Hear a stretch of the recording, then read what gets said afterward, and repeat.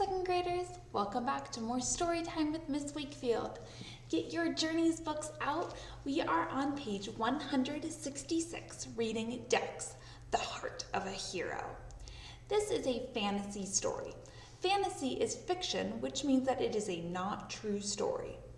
As we read this story, let's be looking for things that could not happen in real life, like a superhero dog. Let's read Dex, The Heart of a Hero. Dexter was a little dog. His legs were little, his tail was little, his body was little. He looked like a plump sausage sitting on 4 little meatballs. Being the size that he was, Dex was often overlooked. The other dogs grew tired of waiting for Dex to play catch up when they played chase, and after a while they forgot to invite him at all. No one really seemed to notice him, except when Clevis, the tomcat, demonstrated how he could stand right over Dex and not even ruffle his fur. Yes, everything about Dex was little, except for his dreams. He wanted to be a hero. He could just see it. The mighty Dex flew up into the dark, starry night. But wanting and being are 2 different things. Dex lived on dreams until one day, after crawling out from Clevis yet again, he decided that there had to be more to life than gazing at the underside of a cat. There had to be more to him. If he could be a hero, he would. So Dex started training. He read every superhero comic book he could find. He watched every hero movie ever made. He went to the library. Furiously, he studied, knowing everything depended on him. Dex figured that a hero must have strong muscles. He needed exercise, lots of it. Dex started trotting to the corner and back every morning. He hopped over every crack in the sidewalk. He struggled to climb the garbage pile up and over and down, then up and over and down again. All day long he worked, day after day. Even at bedtime, when he wanted to flop on the rug with his tongue hanging out, Dex forced himself to circle 5 extra times. The mighty Dex pressed on through wind and rain and storm and fatigue. When it got easier to run to the corner and back, Dex did it again and then again. Then he dragged a sock filled with sand as he ran, then 2 socks. When Clevis was bored and stood in the middle of the sidewalk to block his way, Dex dropped to the ground and slid right under him. He was too busy to be bothered by Clevis. See him carrying his 2 socks filled with sand right under Clevis. Dex was tired. He was sore. He was working so hard that he almost forgot what he was working for.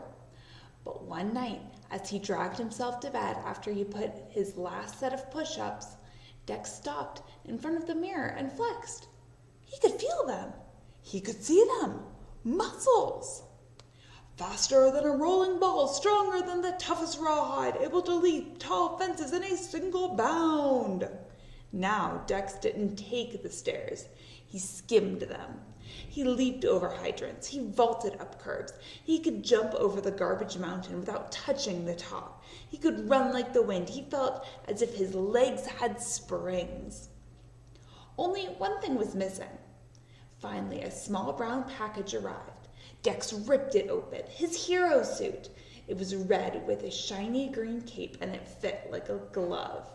Dex loved the way it felt. He loved the way it looked, and he loved the feeling he had when he put it on. He was ready. With the courage of a lion, the strength of a bear, and the heart of a hero. When Dex went out in his suit for the very first time, he looked up and down the street. He noticed a young pup trying to cross the street. Dex sprang into action. "May I help you?" he asked. He guided the wide-eyed pup across the street and grinned as the pup stared up at him with his mouth hanging open. The pup whispered, "Wow, it's Superdog." super dog. Dex liked the sound of that. Of course, when Clevis saw Dex, he just had to comment, "Hey Dex, where's the party?" Dex was so busy that he was able to ignore Clevis. For the most part. The only time his face ever got red was when Clevis yelled, "Where'd you get that dress up?" Dex had to wonder as Clevis saw anything but the suit. Didn't he understand that the suit was just a way to let people know he was there to help? The sun glinted off his emerald cape as Superdog raced to the rescue. There was a mouse he saved from a sewer. A purse snatcher he tackled. He fixed his neighbor's sprinkler. He found a lost kitten, pulled a rat from a live wire, tracked down a lost wallet, put out a trash fire, and organized a neighborhood cleanup day. It seemed that now, whenever anyone needed help, they turned to Dex, and Dex had never been happier. Late one evening, there was a banging at the door. When Dex answered, it seemed as if the whole neighborhood was yipping and yowling in a panic. "It's Clevis!" they shouted. "He's stuck in a tree! Hurry, Dex, hurry!" Dex raised his eyebrows. It's not like Clevis to move enough to get into any trouble. In a flash, he was dressed and ready. It was clearly a desperate situation. As he got closer, Dex could see Clevis. He had been chasing a squirrel to the top of the tree, but had slipped and was hanging by one claw from a slender branch. He was yowling for all he was worth. "I'm slipping!" Clevis screeched. "Help me!" Dex looked desperately around for something to climb on. There were no boxes or ladders, not even trash cans. Dex looked at the crowd. "Quick, everyone!" Dex shouted. "I've got an idea." Dex leaped onto the end of the teeter-totter facing the tree, pushing it to the ground. "Everyone on the other end. 1, 2, 3!" All the animals jumped together on the other end of the teeter-totter, catapulting Dex into the air. He soared over the crowd, his ears and cape streaming out behind him. The mighty Dex flew up into the dark and starry night.